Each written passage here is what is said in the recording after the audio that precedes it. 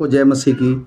आज तारीख है 1/8/2025 और हम शाम का वचन पढ़ेंगे। भजन संहिता 57, 58 और 59 अध्याय। हे परमेश्वर, मुझ पर अनुग्रह कर, मुझ पर अनुग्रह कर, क्योंकि मैं तेरा शरणागत हूँ।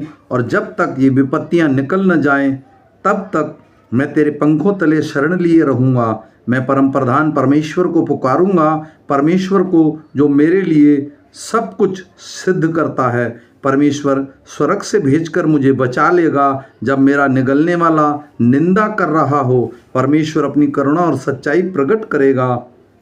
मेरा प्राण सिंहों के बीच में है, मुझे जलते हुए के बीच लेटना पड़ता है, अर्थात ऐसे मनुष्यों के बीच में जिनके दांत बर्छी और तीर हैं और जिनकी जीभ तेज तलवार है। हे परमेश्वर, तू स्वर्ग के ऊपर अति महान और तेजोमय है।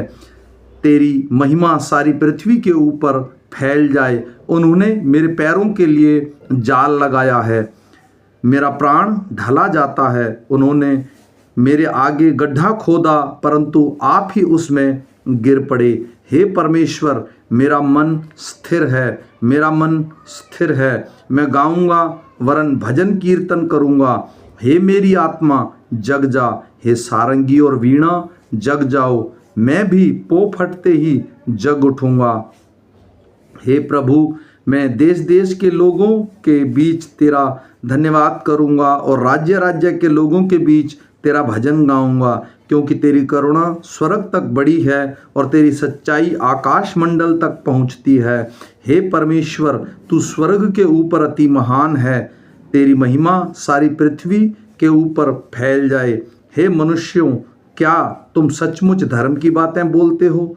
हे मनुष्यवंशियों, क्या तुम सिधाई से न्याय करते हो? नहीं, तुम मन ही मन में कुटिल काम करते हो। तुम देश भर में उपद्रव करते जाते हो। दुष्ट लोग जन्मते ही पराये हो जाते हैं, वे पेट से निकलते ही झूठ बोलते हुए भटक जाते हैं। उनमें सांप का सा विष है, वे उस नाग के समान हैं जो सुनना नहीं चाहता। और सपेरा कितनी भी निपुणता से क्यों न मंत्र पढ़े तो भी उसकी नहीं सुनता। हे परमेश्वर, उनके मुंह में से दांतों को तोड़ दे। हे यहोवा, उन जवान सिंहों की दाढ़ों को उखाड़ डाल, वे घुलकर बहते हुए पानी के समान हो जाएं। जब वे अपने तीर चढ़ाएं तब मानो दो टुकड़े हो जाए। वे घोंघे के समान हो जाएं जो घुलकर नष्ट हो जाता है, और स्त्री के गिरे हुए गर्भ के समान हो जिसने सूरज कभी देखा ही नहीं।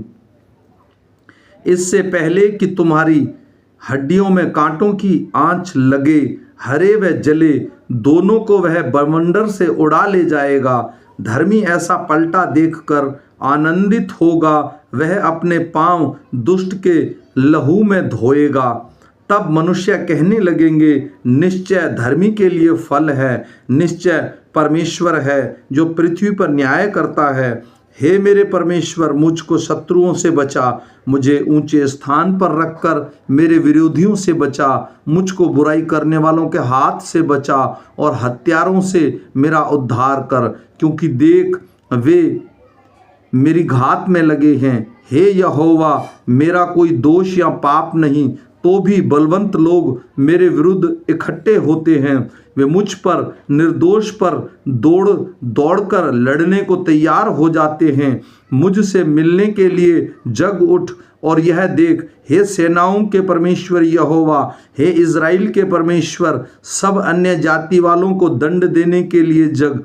किसी विश्वासघाती अत्याचारी पर अनुग्रह न कर। वे लोग सांझ को लौटकर कुत्ते के समान गुर्राते हैं और नगर के चारों ओर घूमते हैं। देख, वे डकारते हैं, उनके मुंह के भीतर तलवारें हैं, क्योंकि वे कहते हैं कौन सुनता है। परंतु हे यहोवा, तू उन पर हंसेगा, तू सब अन्य जातियों को ठट्ठों में उड़ाएगा। हे मेरे बल, मुझे तेरी ही आस होगी, क्योंकि परमेश्वर मेरा ऊंचा गढ़ है।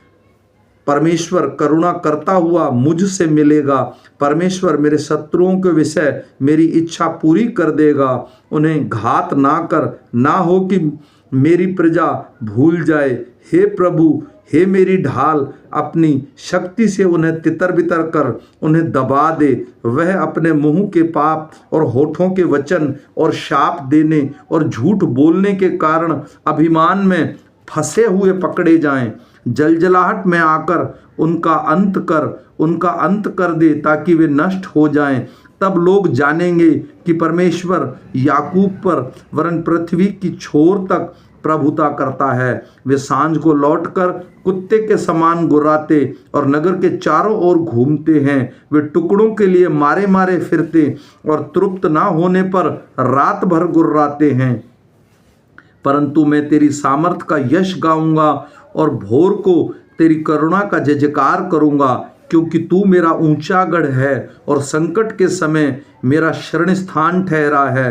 हे मेरे बल, मैं तेरा भजन गाऊंगा, क्योंकि हे परमेश्वर तू ऊंचा गढ़ और मेरा करुणा में परमेश्वर है।